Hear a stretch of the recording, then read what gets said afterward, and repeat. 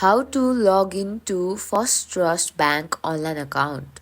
Hello everyone, welcome back to our channel. Today in this video, I'll guide you through the step on how to log into Firstrust Bank online account. So let's get started.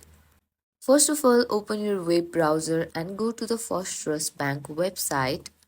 Once you are on the home page, find the login button at the top right corner of the page. There you will find the online banking option. Click on it.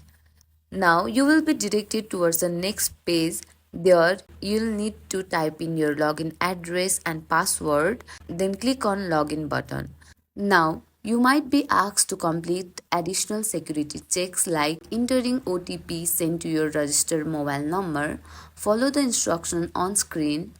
And that's it. You are now logged in into your Firstrust Bank online banking account. If you find this tutorial helpful, please give us a thumbs up and subscribe to our channel for more tutorial like this. See you on the next video.